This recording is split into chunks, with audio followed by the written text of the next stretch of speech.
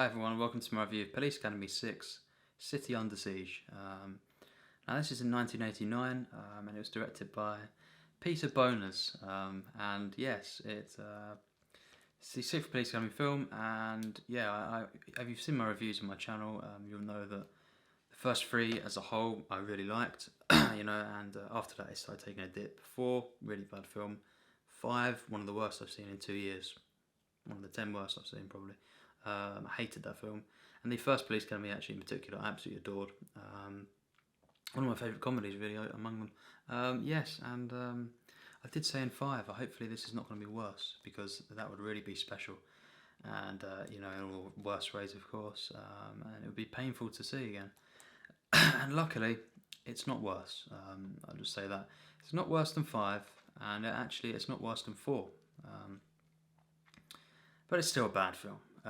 So the things that are better than the last 2, the characters are not quite as they're more like what they were in the first 3, to an extent. Michael Winslow is not quite as over the top as he was in 5 and 4. He's still not great in this film. It's not like he was in 1 and 2. I think he was best there.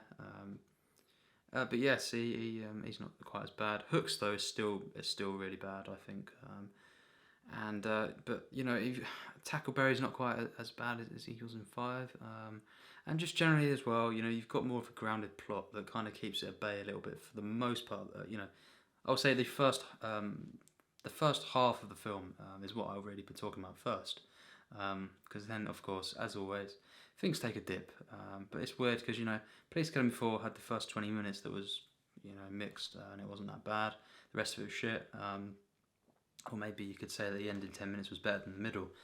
And then you had 3. I think actually, its last act was the only one that I really had, a lot of flaws with. 2, again, the final act was its worst part. And 5 was just completely shit throughout the whole film. This one's kind of half and half. It starts off, and you've got more of a, the mayor is involved and stuff, and you've got, they give them these mission briefings at least. The most of the cast, of course, and Lassard, and Harris is there as well, and Proctor, and the scenes early on with these, in these scenes, where they're getting briefed and stuff. Yes, it's quite good actually. It's not too bad. It's not great. It's not that good at all, but it's a return to kind of more control. You could yes, that's what it is. It's more control. It actually does give them a mission of sorts, and it does touch base throughout the film for the first half, which allows it to, which stops it from going, completely off the rails. And there was no control in 5. They were just the actual drive was that they're going to go to Miami, and then once they got to Miami, it was a piss about. There was no control, and because one of the reasons, of course, is because there was no real, no real plot and no real actual mission and stuff really. Things just happened along the way, you could say, and as well, that was just poorly directed and everything. It was awful film that. This one, it does try to actually, as well. There's sequences of decent comedy in this film, as opposed to, even with 4, a couple of decent moments, if you know how I mean. They do actually, a couple of occasions in this film, they actually do early on build up and actually execute pretty decently a sequence, a scene, not just a moment or a gag here and there that's funny. They do actually, put it off, to an extent. It's not. It was basically the first half. I would have given it maybe a 5 out of 10. My score's a percentage, so I would have given it like a 50%, mediocre. Nothing more for sure, because of course there was loads of crap stuff, and the comedy, the writing in this film is not great throughout the whole film. And there was some moments, like the rap scene with Hightower and Hooks. Hooks in general was shit in this film, unfortunately, and Hightower actually was at his worst so far. And you just had obviously some just not good stuff that brought the film down a lot. But really, yeah, it's really the second half of the film that just completely became shit once again. But yes, the first half did have more control, and it was, Harris and Proctor, they're enjoyable again in this film quite a lot of the time. You did have these crap villains that come into it really early on. The three of them, they're awful, really. The big guy is not, he's not too bad until the end of the film, but the other two, just making faces, stupid faces, and just pissing about once again, and just cheap humour. But yes, it was a bit, I was kind of enjoying quite, some scenes and stuff, and yeah, it had more control. It was more grounded. It was nowhere near as over the top. It was better directed for sure than 4 and 5 actually, for this half, and it was edited better. It wasn't great editing. It just wasn't as much of a B film, you could say, as well. And it did have a kind of charm to it in places. And as I say, the characters are a bit more back to what they were before. Oh yeah, of course, some of them are still ruined, and Callahan, actually, she's not too bad in this film. The way she's portrayed is a bit stupid, but she wasn't. She was quite bad in 5 actually. They all were really. They all just went over the top. Even Harris, but a couple of these characters, as I say, they're a bit more like they were before, basically. However, the second half of the film just starts to become over the top, and actually the plot that was going on, there's a lot of awful scenes of actually the plot development. The bit where they're trying to figure out something on the computer, I can't remember now. But yes, it was very poorly written, poorly acted actually as well, and just pointless scenes that it was so basic. A 2-year-old could make it. And yes, the guy that he played, Matt McCoy, who played Lassard's nephew in 5, he returns in this film, and yeah, he's still pretty crap, but he's better than he was in 5. Even that's better. He's better in this. At times, he's not that bad, but for the most part, he's still pretty B grade.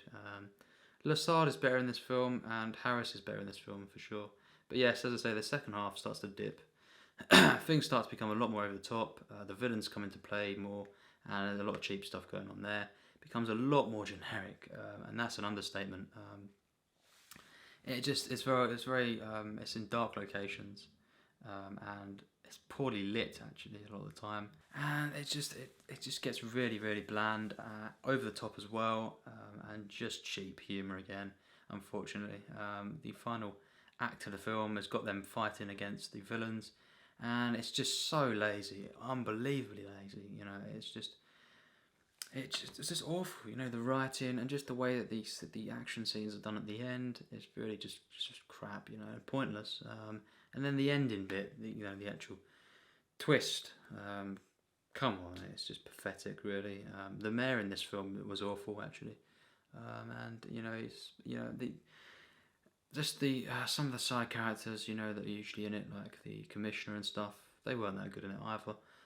But yes, it's just it's another film that really is actually a bad film, I think, still, because it was mediocre, and it would have been very low mediocre, but the second half brought it down. From already a film that wasn't that good at all. It was under average for sure, but it wasn't quite bad. But it did go down, and in the end, it's a bad film again. It's just not awful. Like 4 and 5 pretty much were for the most part. Certainly 5 was, and of course 7 will be. It's just a shame what the franchise turned into. You've also got quite an annoying soundtrack at times. The main theme is still really good. Not really used in a meaningful way though, like a lot of these ones weren't. And just some of the scenes that the score that was added in for this film was quite annoying and cheap. And yeah, it's over the top at times. Not so much as 4 and 5.